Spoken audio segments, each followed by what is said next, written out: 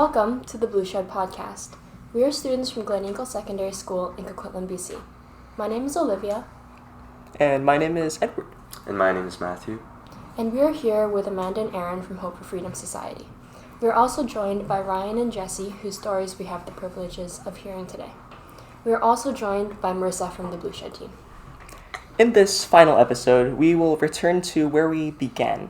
A focus, a realization that behind every face of a homeless person we see or pass on the streets, there is a journey. Indeed, homelessness is often framed as a crisis of numbers, but it's also a crisis of connection. A crisis that arises from stigma that silences conversations, a lack of empathy rooted from lack of understanding.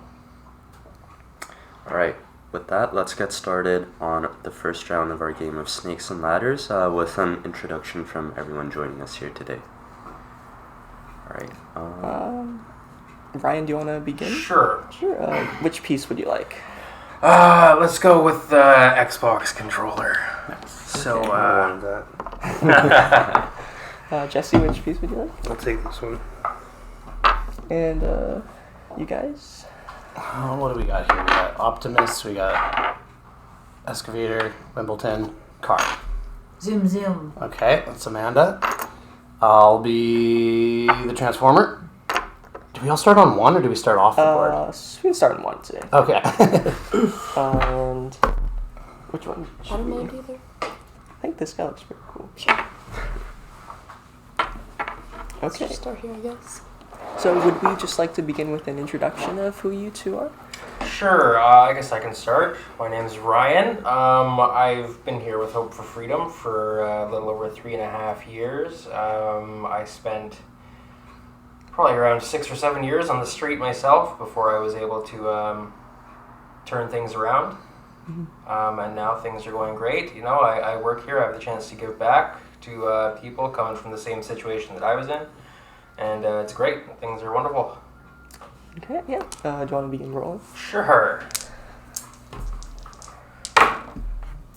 So, and you were the Xbox. I was the Xbox, so I'll take 7.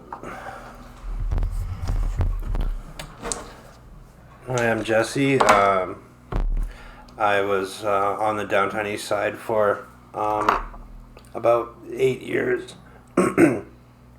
And I've joined Hope for Freedom about 3 years ago, and just been helping the people that come off the street, helping them with just everything they need help with, like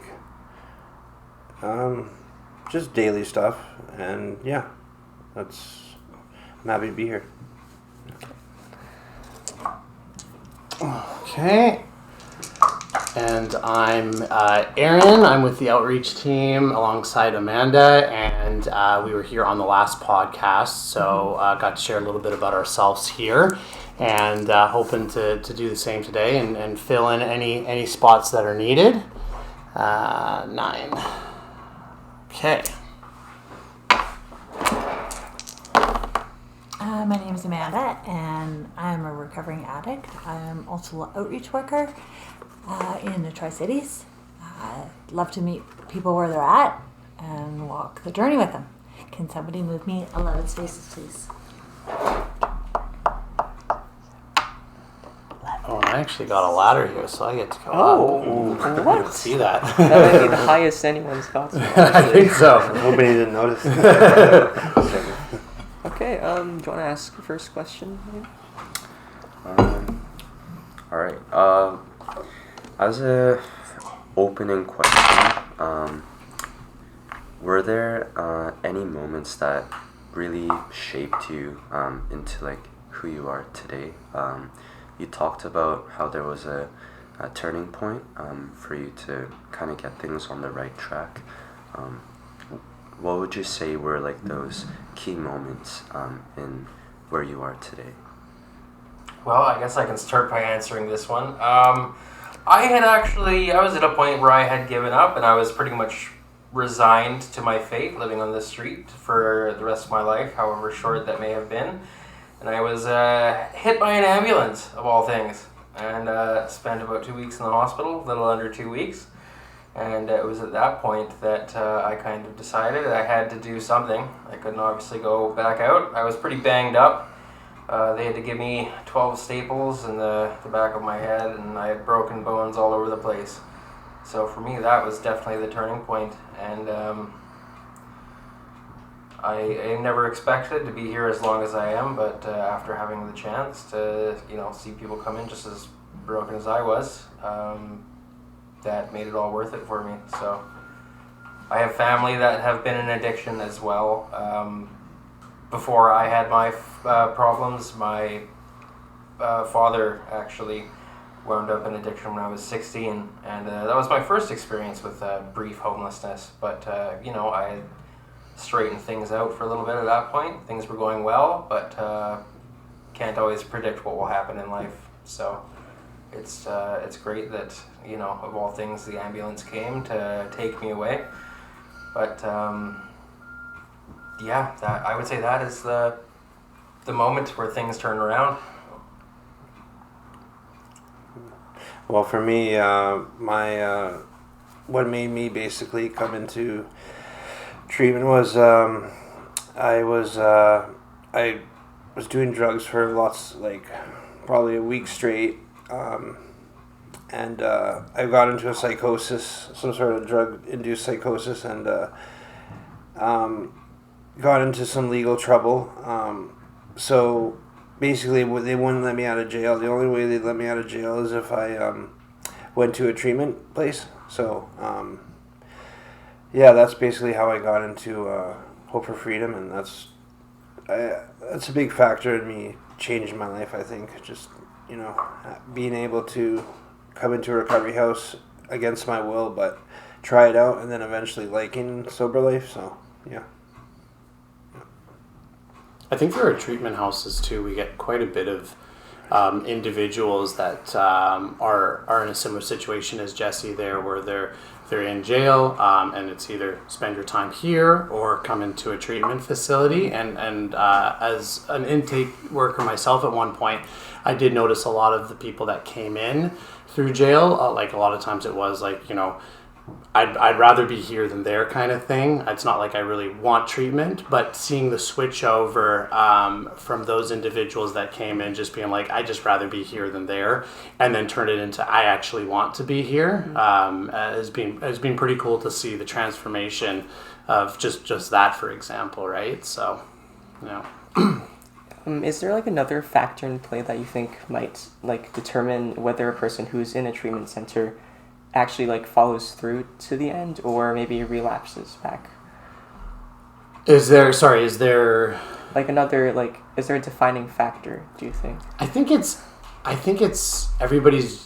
I mean, a lot of the times we've been through, we hear somebody's story and it's just oh, I went through something almost exactly the same, right? But when I think we're going through the treatment portion of it, or the recovery portion of it, trying to get our life back on track, everybody kind of is a little bit of a different journey, right?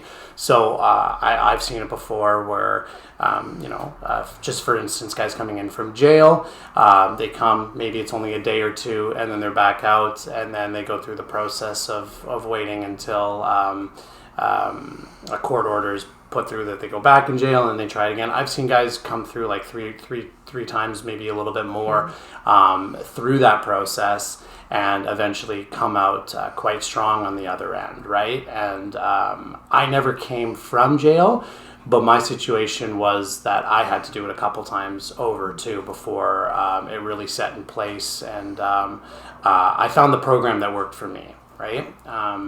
I did the core programming twice, and it was great. I learned a lot. I did a life skills program through Hope for Freedom, which also taught me a lot. But after doing it the second time and still having a relapse, something had to be a little bit different for me. So alongside the director of the Maple Ridge house that I went through, he kind of helped me figure out a new plan, a new strategy of doing things. And that really helped out, right? Just switching it up, right? So I think it's all about adapting and as well as listening and because our ways have not worked for some time, that sometimes we need to listen and hear other people's thoughts and what their suggestions might be, right? So. Ryan, so I found your experience about getting hit by an ambulance very interesting. Do you think there was what was special about being hit by an ambulance? Well, it's funny you asked that because I was just thinking it actually happened right in front of Gleneagle, in front of that 7-Eleven that used to be right across the street. So it's funny that you guys are the ones that came here today. I mean, it was something I had no control over when it happened. I remember going to lie down behind that little building right there, actually, for some sleep, and I decided to finish the last of the drugs that I had on me, and then I woke up in the hospital. I guess I had started sleepwalking or something, and stumbled in front of it. So I like to think that everything happens for a reason, and that was just my ticket out of there. Because, like I said, I had pretty much resigned myself to my fate, was just going to live it out, however that may have come. So, and I mean, I had come to that realization, maybe a week before it all happened. So, call it divine intervention, if you will, but I couldn't be more grateful to be struck by a large moving vehicle. So after, obviously, the recovery process in the hospital, how was it that you ended up specifically with Hope for Freedom? Okay, well, my dad came, he's a recovered addict, like I said. He came to visit me in the hospital after he'd gotten the call. And when he had gotten the call, he was shopping for the place he works for, another recovery place. Walked out into the parking lot, and the first person he saw was the mother of a guy he had actually sobered up with 12 years prior. And he started talking to her about what was going on, the call that he got about me, and she said, oh, well, my son, Chad was his name, the guy that was running the house at the time when I came in. She told him, he's running a house out in Poco, why don't you try giving him a call, and they'll see if they can do something for you. And sure enough, they were full, but they took me in on the couch, and I was able to start from there.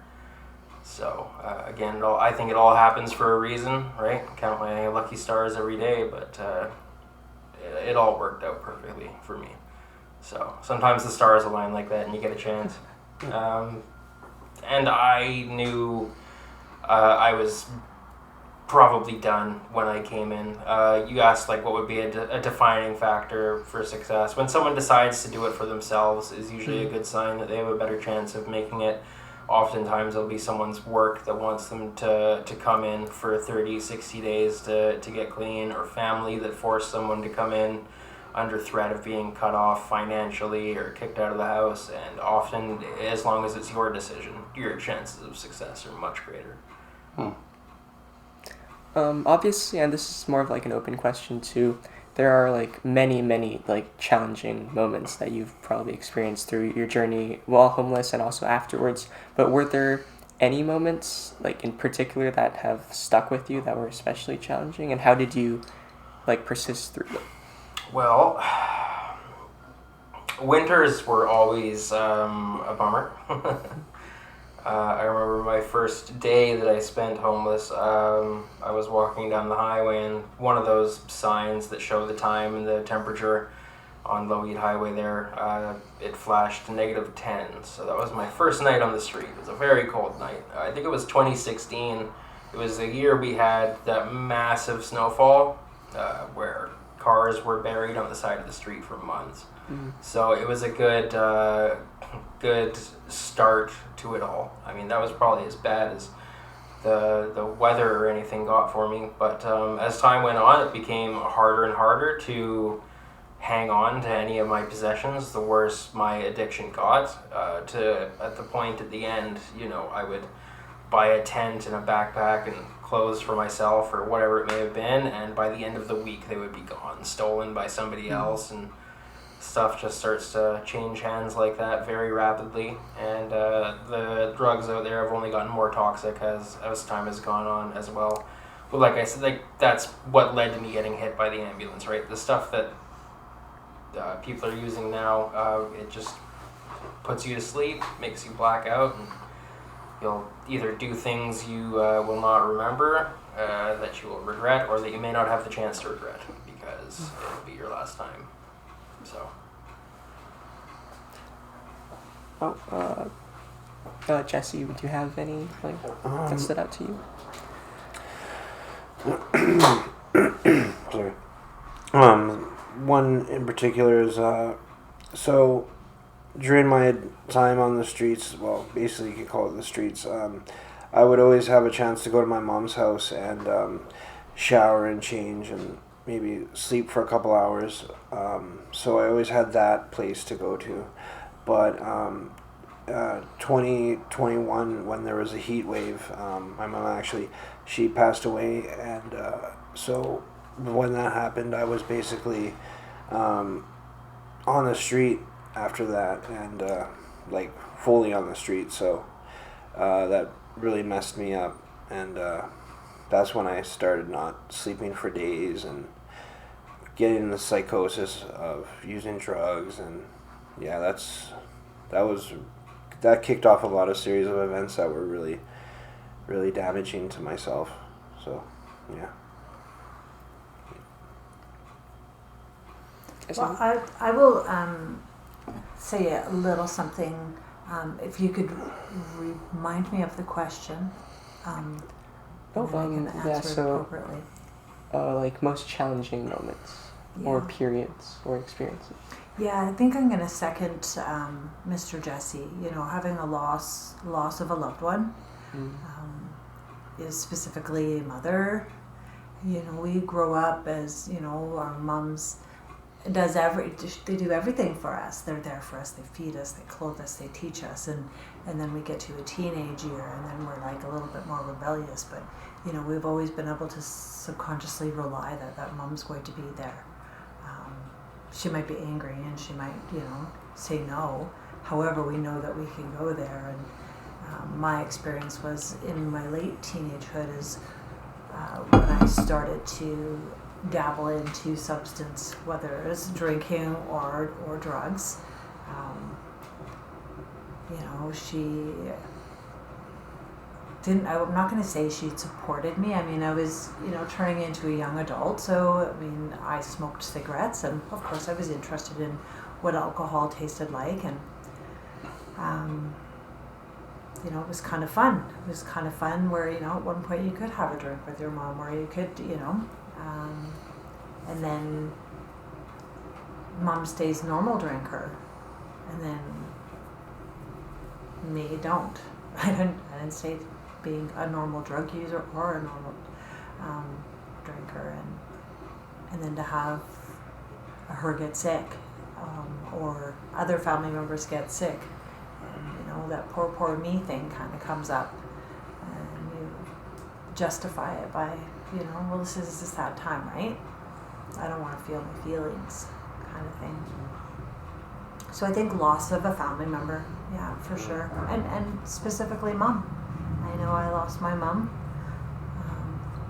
and I wanted to clean up before.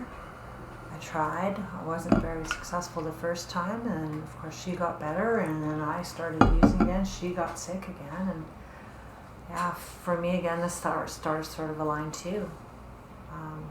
But super hard to go through a bad day.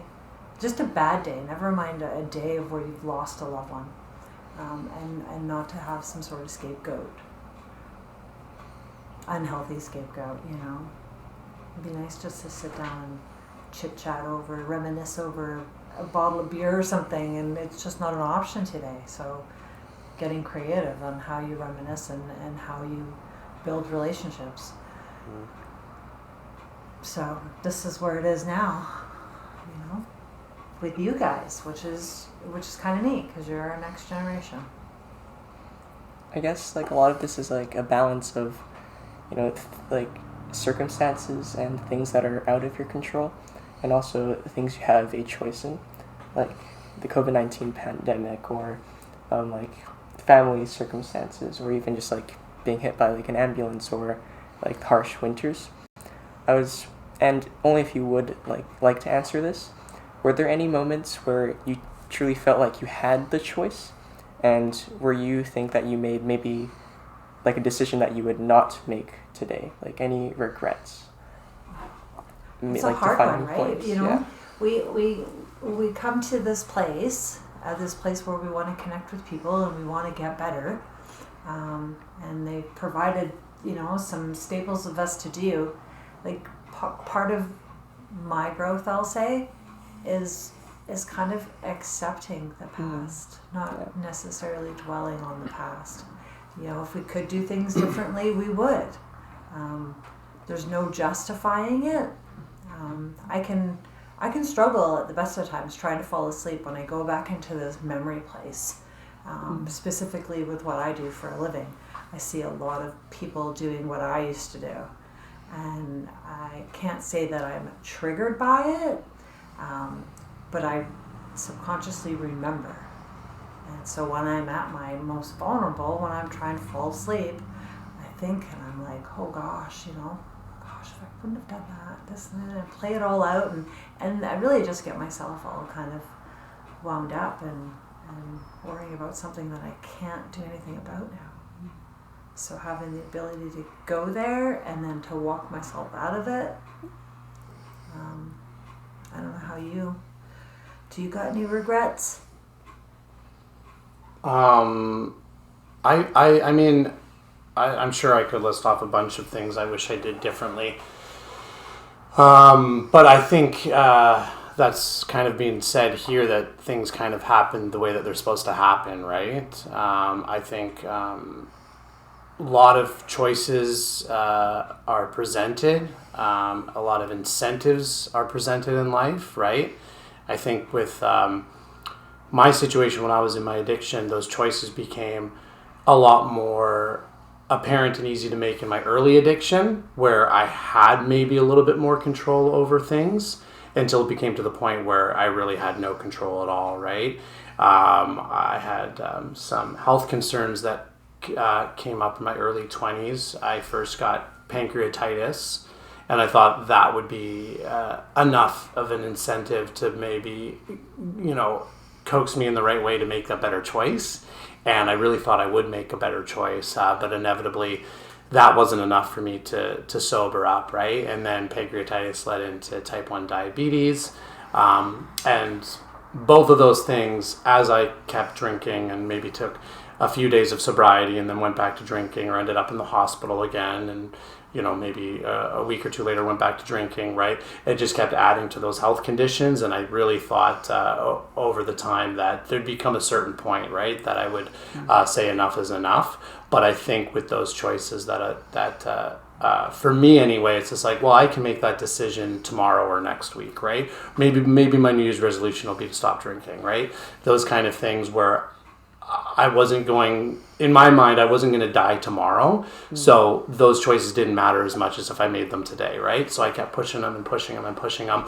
And it really took, I think for me as well, one of those weird situations, like getting hit by an ambulance, to really help make that decision for me as well, right? So, I mean, as far as regrets go, no, I don't really feel like I have any real specific regrets.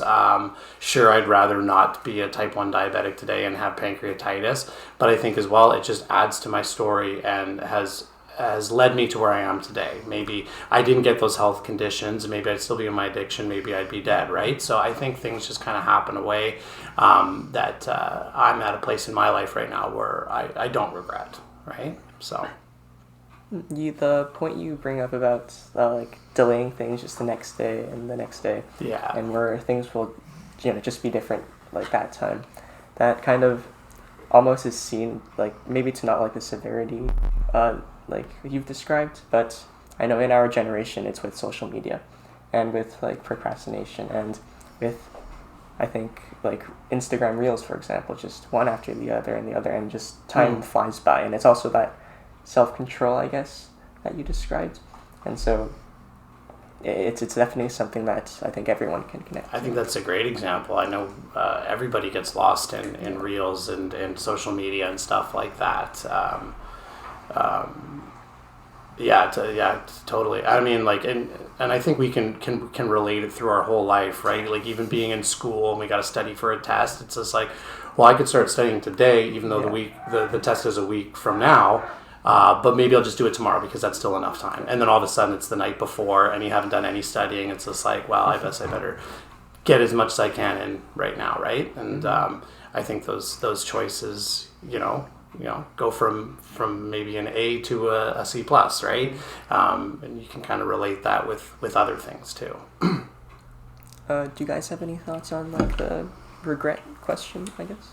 Well, I'm happy to be where I am now. I mean, who doesn't have all sorts of regrets through life? The more time goes on, small or big, I'm sure they just keep coming. But I'm glad I'm doing what I'm doing now. I would not be as uniquely qualified as I am now if I didn't go through what I did, the things that were in my control or not. And I would much rather be doing this than, working in a warehouse or on a construction site as per what I was doing before everything fell apart. And I mean, there's, just the days where I would wonder if what I was doing was having any sort of impact on the world could often lead to a loss of motivation. But it's not like that with what I'm doing now. It's great to see the change in people and see, help people escape that terrible trap and life of addiction. So in that regard, no, I'm happy things played out the way they did. So. Jesse? I have some regrets in life, but it all led up to where I'm at now, and if my life went differently, I might not be here at this point, but I think everything happens for a reason, so I'm definitely just happy to be where I am right now, so yeah. Thank you, Jesse and Amanda. You talked about how the loss of a loved one, that loss of the connection, it kind of drove you further down the path of addiction to substances as a way to like cope with that and to make sense of it.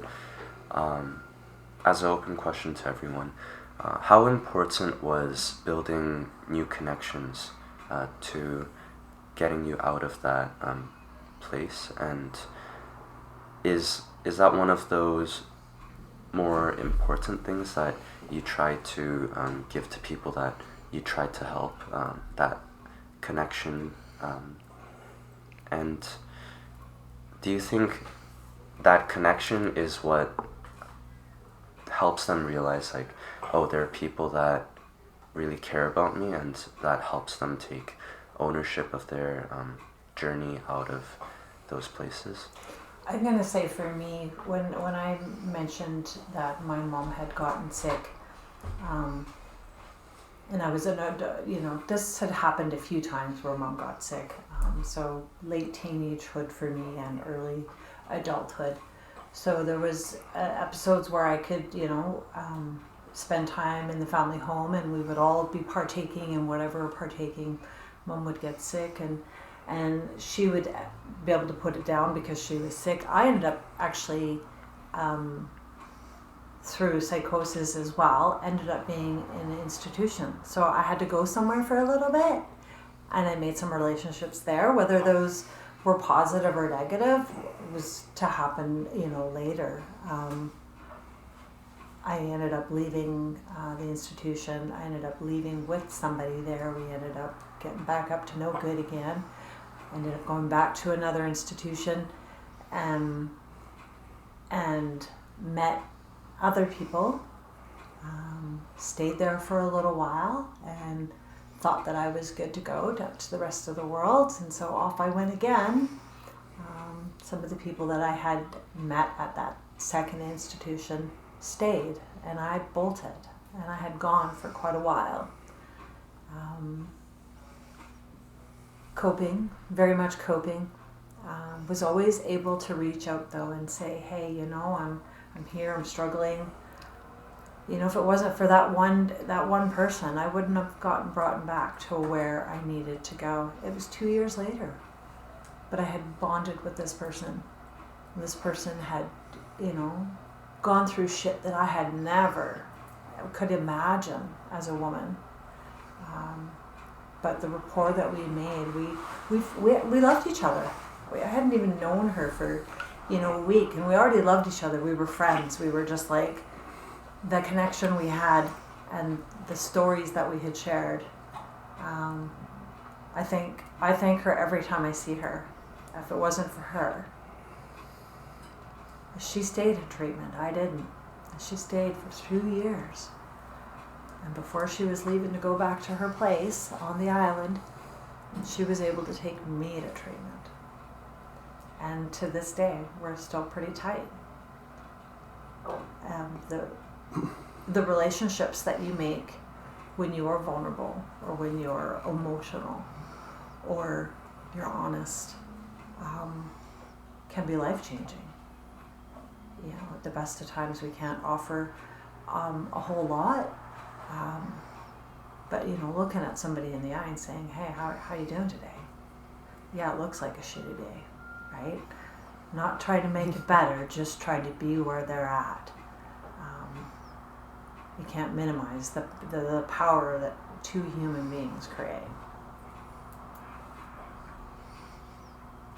I think too, making those connections can be a little bit difficult as well, especially like, I think everybody goes through it, right? Where there's you know, a certain amount of death in people's life, and it almost makes it harder to make those connections. Is like, I don't want to lose another person, right? Especially for us that have been through addiction and have seen a lot of death with like overdoses and things related to that, right? So I think, I know for me anyway, when I first went into treatment, I was like, I'm just going to do my time here. I'm going to get better in a month, you know, all these unrealistic things I was putting on myself. I'm not going to make connections. I'm going to get better in a month. I'm going to leave. I'm going to go back to being a bartender, right? That plan clearly didn't work. And whether I liked it or not, I did end up making connections as well, right? And I think those really help us in our journey, whether you're a recovering addict or not, just to have those, right? And I think for us too, being recovering addicts, we don't want to get to a situation where we need to call somebody and we don't have anybody to call, right? Like, it's really important for anybody to have connections, right? When you're feeling down or things aren't good, like, that you need to communicate it and talk about it, because when we keep things in, it builds up, and you know, we just hold on to it and numb the pain with more drugs or alcohol, right? So yeah, connections are very important. I will say it was actually a phrase I heard uttered by one of the counselors we had here at the time. The opposite of addiction is connection, and by that what they meant is isolation. We kind of drive ourselves into believing that there's no one there that will help us, or that we aren't wanted. The mind will trick you into thinking that there's no way forward or no way out of your situation. And whether you do it subconsciously or not, you will alienate the people in your life until, by your own design, you are alone and there may not be anyone around to ask for help. But usually it doesn't start off that way, right? Usually it's just a trick the mind will play on itself. And then once you start to get people back into your life, especially ones that have been through the same kind of thing that you've been through, it says in the great big book of Alcoholics Anonymous, the therapeutic value of one addict helping another is without parallel. So there's truth in that, right? We've all got very similar experiences. No two stories are the same, but the structure of the plot really isn't too different between each one. So we can all relate to one another. It doesn't matter what our problem was with on the streets. It doesn't matter if it was alcohol. It doesn't matter if it was anything harder. All our stories are relatable. So it's easy once you build up a good community trying to do the same thing and do well. So. This is a little bit of a different type of question, but it's obviously different for everybody. But while you were on the streets, are you able to walk us through like what a day would look like in general, but also like what is it like now? So like some changes, major changes. Well, for me, I would wake up, or probably be up the whole night, days on end. Basically, be looking to do any sort of crime I can to obtain drugs or, do whatever it took to get my drugs, because when you're a opioid user, you get sick in a matter of hours, so you need your next fix, or you'll be like sick, like puking and throwing up and like all that stuff. So it was really important that I get the drugs and any means necessary. So I would do that, get high, maybe fall asleep for a bit, wake up, and then do that all over again, just constantly. So yeah, that was my day-to-day. Yeah. I would say the days definitely start to blend in to one another fairly quickly. Like Jesse just said, a lot of the time you're just staying awake, because often if you go to sleep, you'll wind up with fewer possessions you had than when you lie down to go to sleep. And it's not always safe. There's plenty of ways you can wind up in harm's way or in trouble. And it can be a battle just trying to, like Jesse also said, you will get very sick as an opioid user.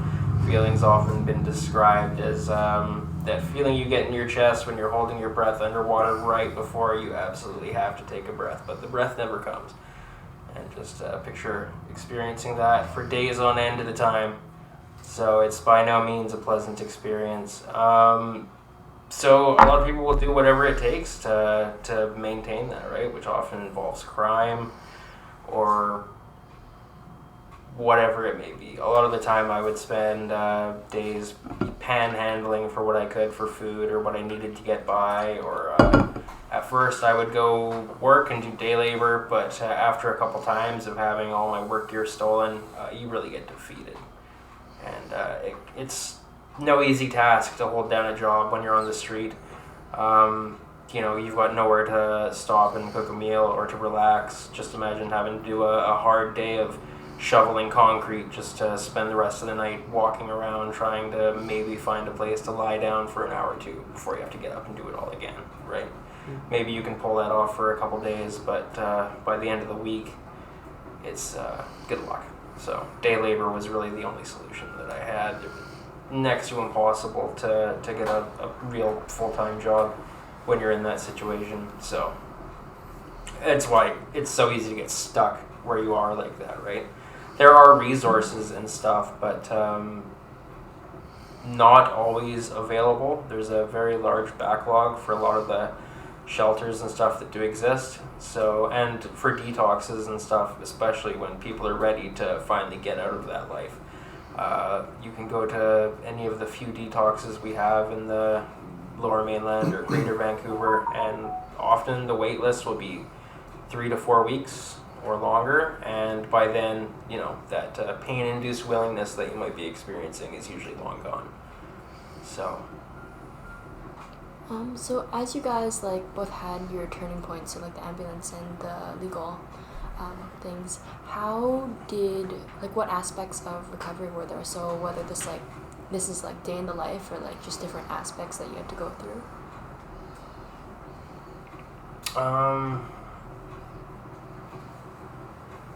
Want to elaborate a little bit more on that? What do you mean? So as you started to work with Hope for Freedom, there was were there therapies that you had to go through, or what is it that you do with your time? Well, Hope for Freedom is it was founded by Christians. They do have a bit of a Christian ethos with a lot that they do. The guys will do church over the weekends. We have a pastor that will come by and work with us. We do a quick little Bible study thing in the morning. We also work with some of the content from Alcoholics Anonymous or Narcotics Anonymous. We'll go to a lot of meetings together throughout the night. Hope for Freedom has its own in-house kind of programs, anger management, relapse prevention. We've got a counselor that works with the guys doing something called Journey to Freedom, which is just a 8-week kind of counseling thing, as well as all the support, just being in community that affords. And if people need medical help as well, they're able to get that outside of us, but we can help facilitate that. And when you first come in, oftentimes you just need a few days just to regulate, depending on where you come from. If you've spent a bunch of time in jail, it can be difficult to adapt to life outside of jail as well, because the survival skills that you learn to not only survive on the street but in jail are totally different than the survival skills you need in the real world, right, in normal life. So smashing down those barriers you have to put up just to survive can be a hard enough task in itself. So reintegrating. It's heavy stuff. Yeah. It's just as much work, it sounds like, to be inside as it is outside. There's the disadvantage of just being an alcoholic or a dependent drug user. Those places that played a role in those times that played a role for us to get there could guarantee that they're so far buried that we've just had to stuff them so far down, and we get an opportunity to do a moral inventory of ourselves, right? All this stuff has happened, but what part is mine, right? So it's kind of like making sure your side of the street is clean. This is my problem, not your problem, and then try to integrate back in whatever capacity, whether it be for work, recovery, meetings, grocery store, traffic, all of these places where you have to connect with other people. Brian said isolation, sometimes you just don't want to. It's okay to have a down day or I don't want to day. But in the case of somebody being outside, they have to, no matter what. Or they're sitting at the curb with the blanket over their head. We all see them. And we all want to stop and try. But often they don't want to be seen, right? So.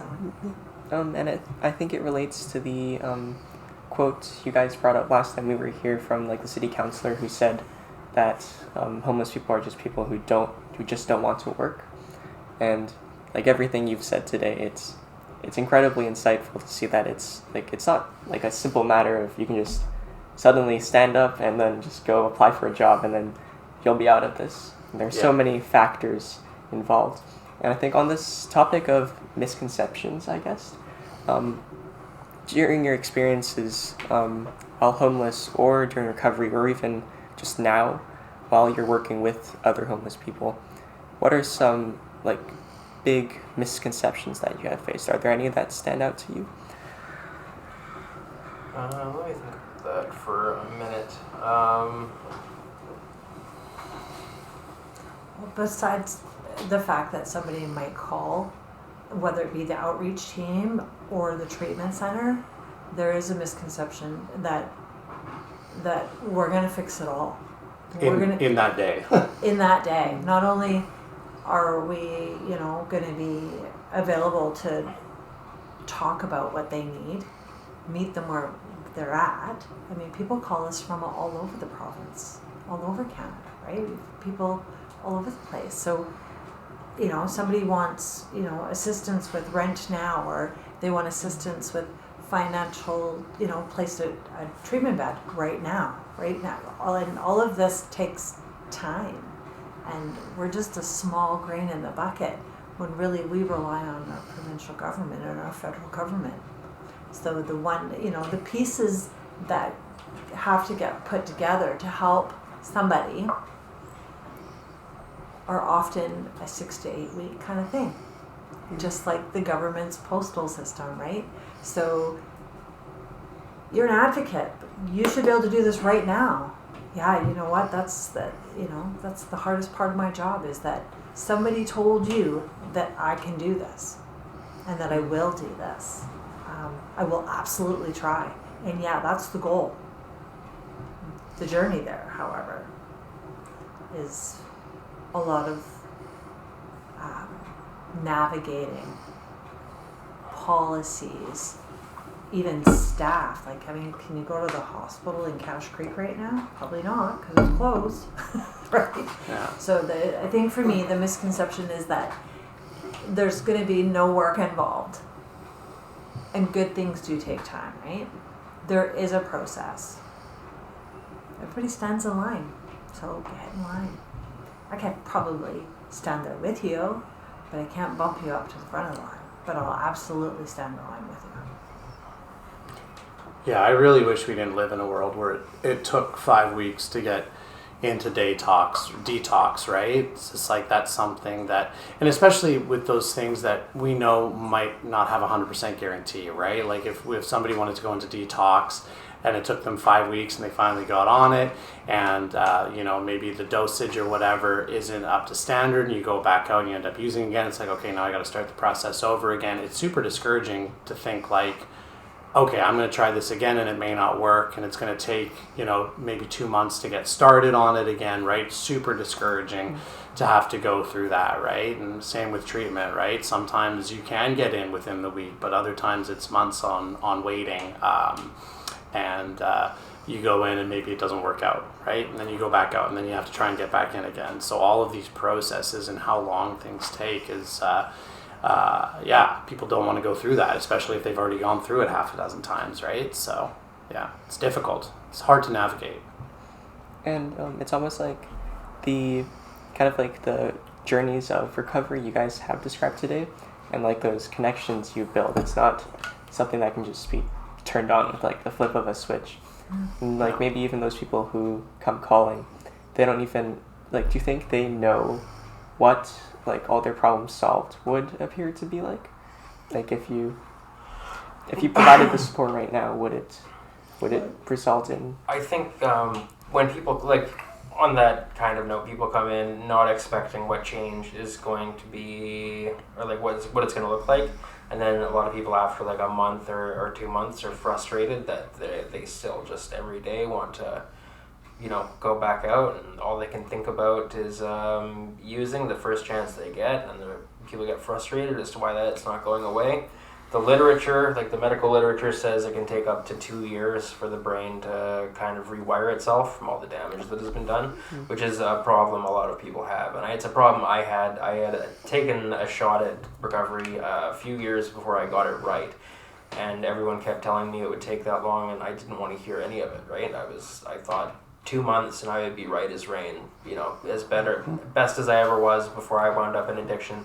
And it is not the case, and that's something I see a lot of people struggle with, right? They get 2 months, they start feeling better, and all of a sudden they think they can go get their own place, and they're going to go back to their old job, and often, by the end of the month they leave, they'll be calling us again for another bed. It does take time, and it takes work. You can't just, wait till 3 o'clock, get on the couch, watch TV, go to bed, wake up, and repeat and expect something to change, right? Change requires work and effort, and it is not an easy task, but it's possible. And a lot of people also think we have a problem they describe as being terminally unique. Everyone thinks that for whatever reason, everything won't work for them. Somehow they're different. In their addiction, they were different. They could do the most, or they could go the longest, or whatever it may be. But once people kind of surrender and gain some humility and take a better look at things and realize that, their case isn't really different than anybody else's, and as long as they're able to listen, then good things will happen, right? And again, with finding community with people that all have the same goal as you, a lot of people will go back with, especially the young folks we see want to go back to their old friends and old lifestyle and think that, they'll just hang out and be the designated driver while everyone around them is partying. And there's a saying you'll hear often: if you hang out at the barber shop long enough, you're going to get a haircut. Right? So that is often a hard pill to swallow, is that you have to change everything if you want change to be long-term and successful. You've got to, reinvent yourself completely. And it's not just a matter of getting off the drugs and getting sober. Often it's like a whole value change, a whole life change that needs to happen for success.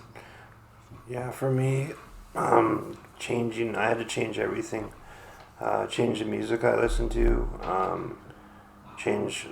get rid of all my old friends. And it wasn't an overnight period. It took a couple months.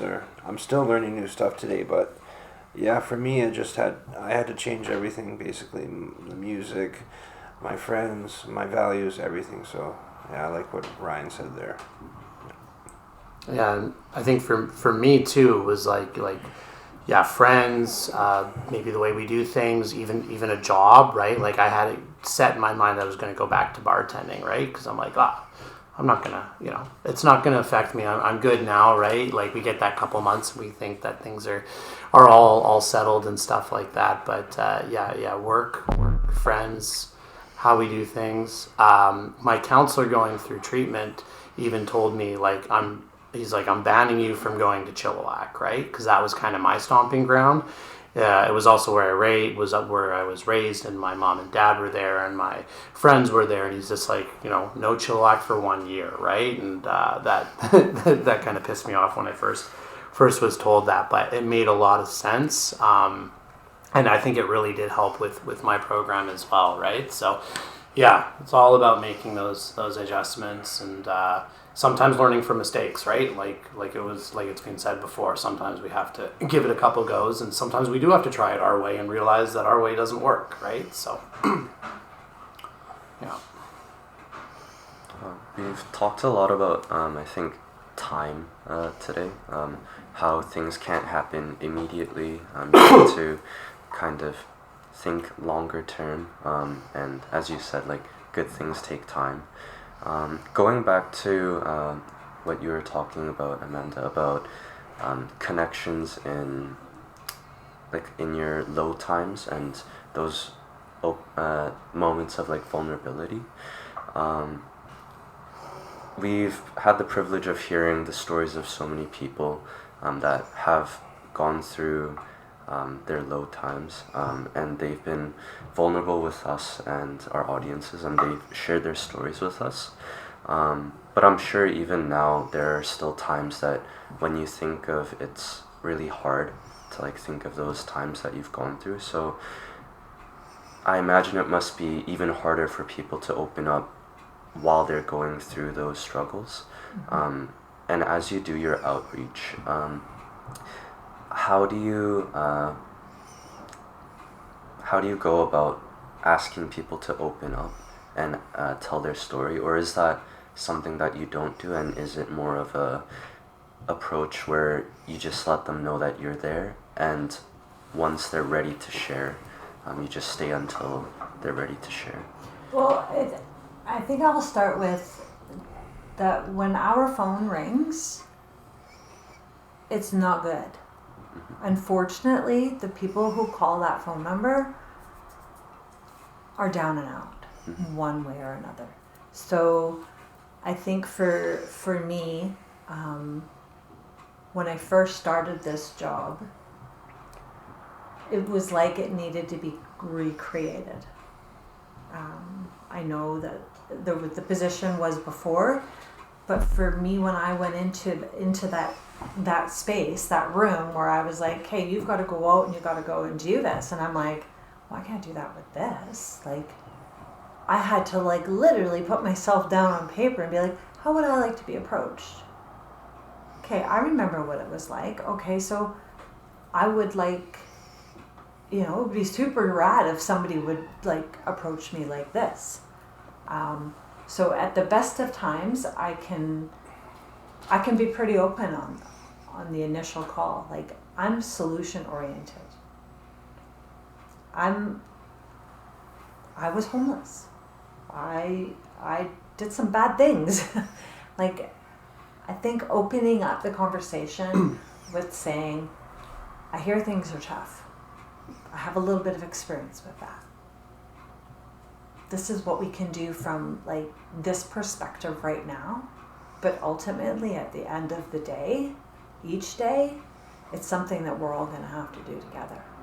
So creatively asking.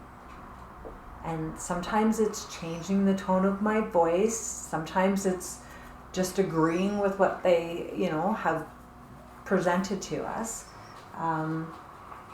The first question I would ask is, who are you? Where are you from? Shit, so you're calling because you're losing your housing. How old are you? Do you have any dependents? Are you struggling with any sort of other mental health issues, or are you using, or is it just financial?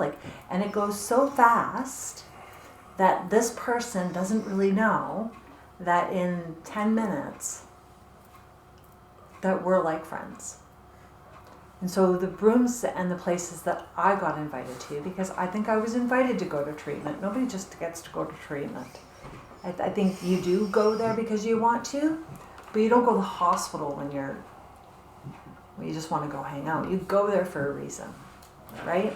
And I think the people that reach out to us for a reason.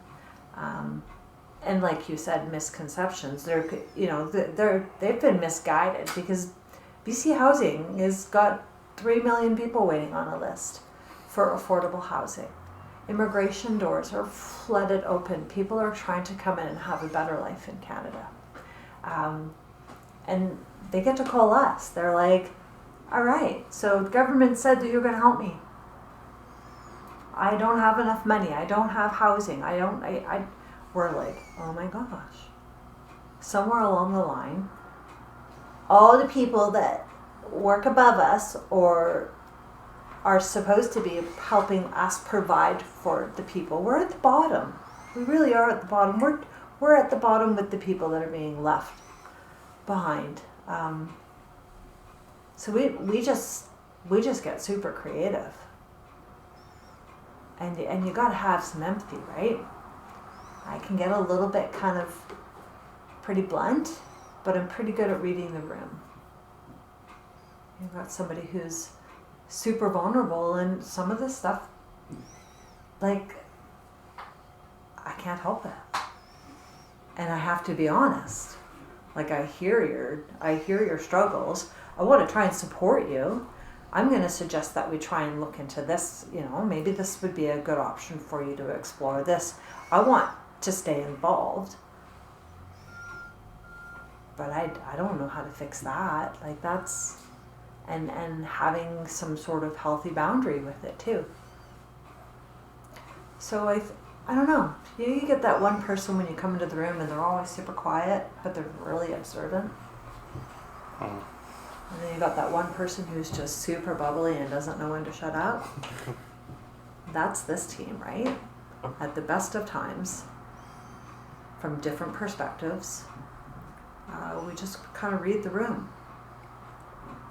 And I think it's our experiences and the different type of people we've encountered. He had a great upbringing. He was raised a normal kid in Chilliwack.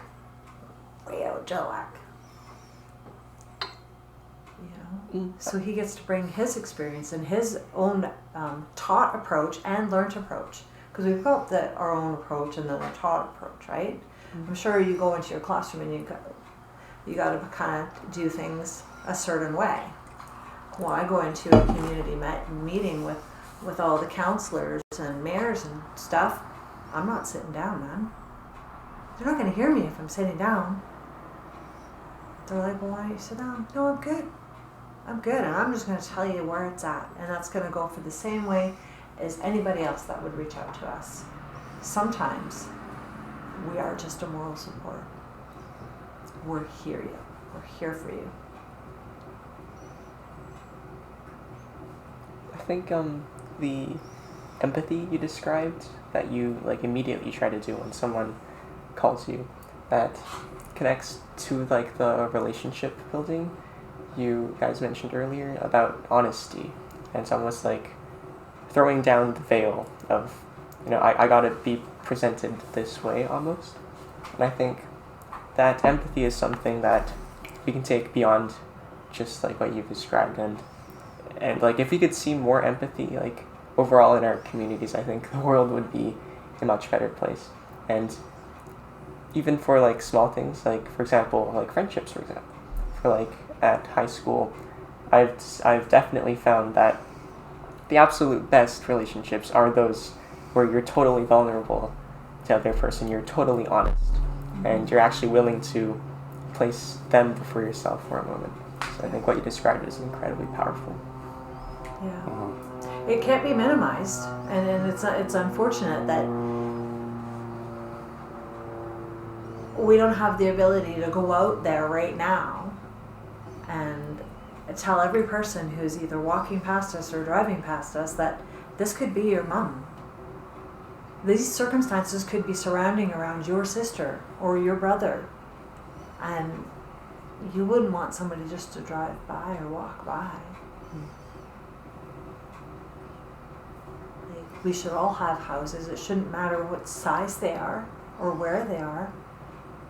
Shit, if we could house 10 people on that lot, then we should be doing that. We should be taking care of one another. We shouldn't be competing with one another. The homelessness is getting greater every day. And the vulnerability to cope with being homeless is greater every day. And there's that one person that says, I don't give a shit who it is. I'm going. I'm taking it and I'm going. Yeah, it's super challenging. So to have the ability to be able to sit here and be like, I made her day. Or I made his day, right? Just by saying hi. Just by saying, I'll give you a chance. I'll have a conversation with you. Yeah, it's pretty brutal.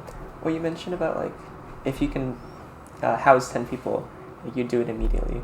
I think someone, like I forgot who said it before, you said something about how a big part of homelessness comes from feeling as though there's no one who's like there to support you almost. Yeah. And it's like that attitude change of if we can house people, we'd house people. And that it's like almost like a reciprocal cycle of then people are less willing to feel like they're not going to be supported. Right. And so, yeah. Yeah. We're relying on systems and structures that, and roadways that are old. They're old, right? I mean, there was no reason why we had to put concrete over that dirt road. The dirt road worked just fine. We just put a layer of things that interfere, that could potentially be barriers. There's concrete and speed bumps on it now. Why? Let's get back to the basics. Somebody deserves love, food, and rest. It's really simple. It's made so complicated now. We've brought a little joy to people's lives by just standing there or sitting there and listening, because sometimes they just want to be heard, right? They haven't talked to anybody that day, or they need to tell somebody about their life story or what's happened to them in the last week, right? And I've given suggestions to people before where they've thrown it right back in my face, and it's just like, that way doesn't work. I've tried it. And then other people are just grateful to hear that we are connected with a treatment center and gave them a phone number, right? Just that little bit has given them their day, right? And it just kind of goes to show that people are always going through different things, and you don't really know how they're feeling that day, right? That could be the same person that one day throws something back in my face, but is super grateful another day just to have a phone number given to them, right? So. Yeah. In spite of they not having a phone, but hey, yeah. You stopped off and you offered something, right? If you haven't been able to make that phone call, then this is how we suggest that you attempt to make that phone call.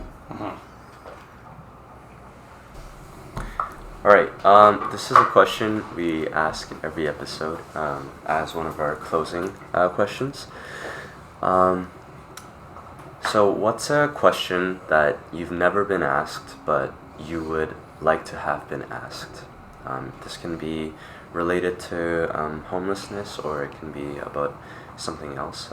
But generally, what's a question that you haven't been asked but you would have liked to have been asked? Do you want $1 million? That's the question I want somebody to ask me. No. Yeah, I think you guys asked this last time we were here, and I think it's a pretty big question, and I think it's something the last time.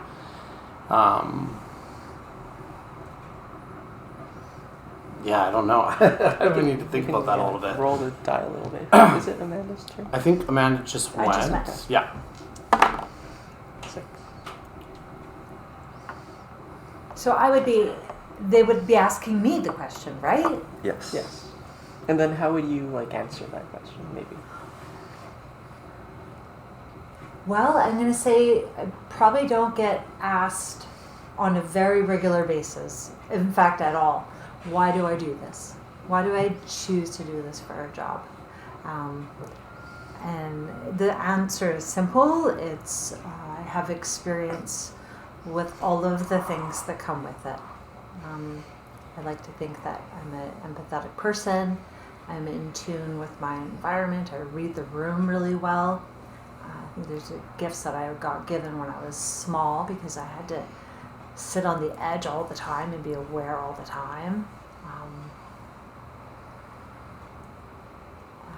And that's kind of like what we have to do today. And wouldn't it be nice just to not have to worry? But it comes naturally to me, and it's not always from a negative worries place. It just comes from a concern place, and that's, I don't know exactly where that is in the center of me, but it's there.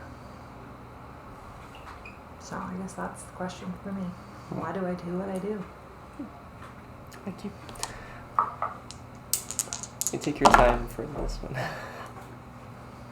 I'll definitely say I'll go with Amanda's answer. Yeah, why I do this is because I like to help the newcomers that come into the houses, right? Because I was once there, and it really fills my cup, so to say, just to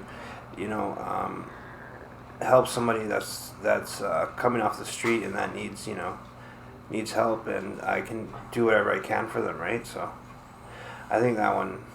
Yeah, I think that's a good one.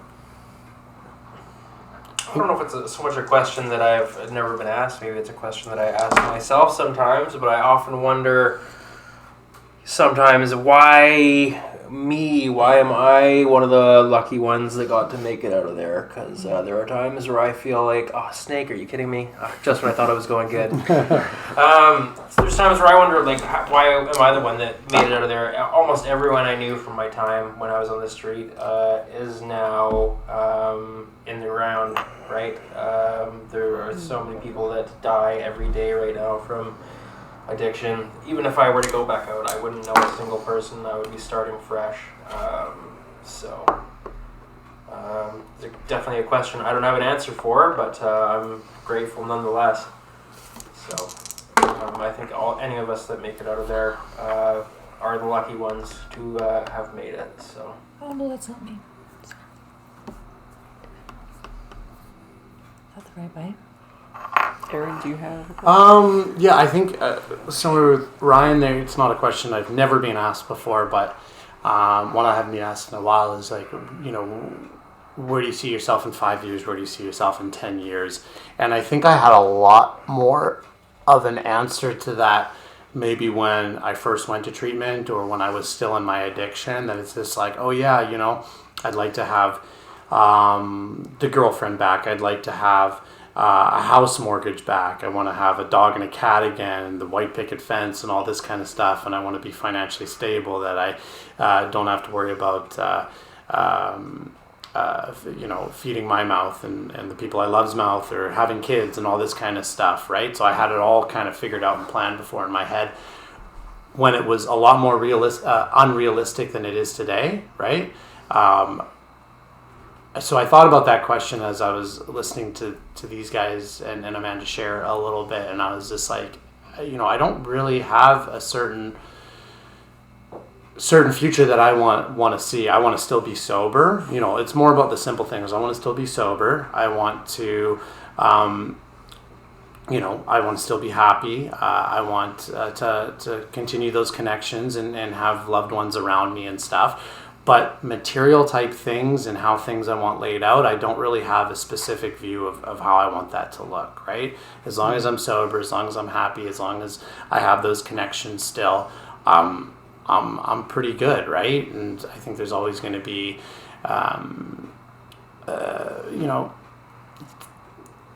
things that I might, still continue to want or have the drive to do. But like a lot of what I've learned in the program is living for today, because, it's just like, I got to be sober for the rest of my life. That's a lot of days, right? But if we just focus on one day at a time, it becomes a little bit more manageable and a little bit more realistic to just like, okay, I'm just going to think about today, right? So I think that question, what do I want my future to be like in 10 years is kind of undecided for me, because I'm really only thinking about today, taking it one day at a time, right? So, yeah. That's, I think, a question that we ask a lot too. And I think for us, like, we are graduating just in just a few months. Wow. And like university is going to be like really crazy, or whatever like post-secondary path we take. But whenever I think about where, like, if I'm absolutely decided on where I want to go, I just think back to grade 9. And if I could have imagined at all where I would be, if I would somehow be sitting here today with you guys. And so I guess it is, like, also the simple things, like the values and focusing on the now. Mm-hmm. And so I guess that does tie into our last question, which is kind of related to what you want our audience to think. And we want to do like a little thing with the camera, where we're going to give you 20 seconds, and you're going to look into the camera, each of you, and tell our audience one thing that you want them to take away or to do.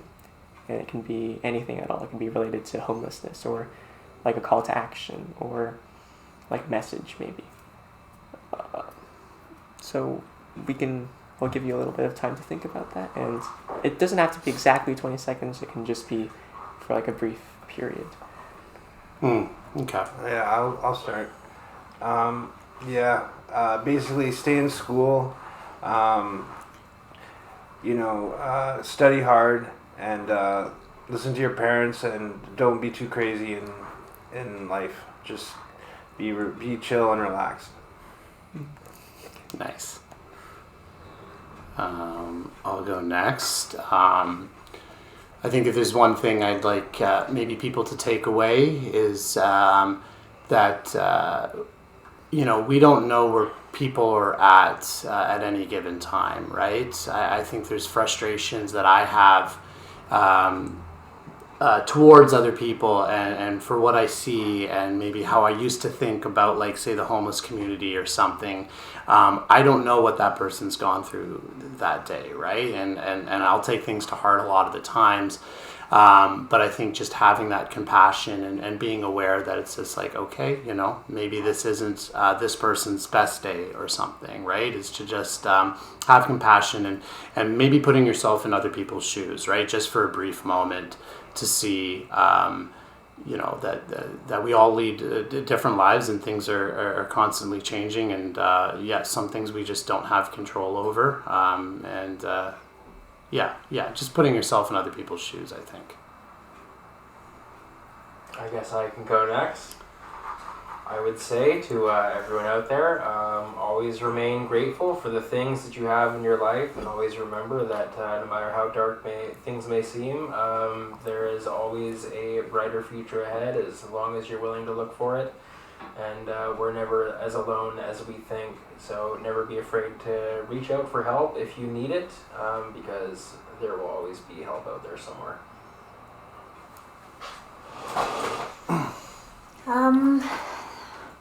I'm going to put my outreach hat on, my sister hat, my mom hat, my wife hat. The message that I would like to relay to people is to, hold on to each other. We're all in this together.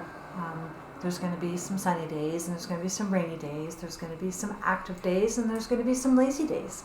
But they're all your days. So you get to choose. You ultimately get to choose. And humans want to be around humans.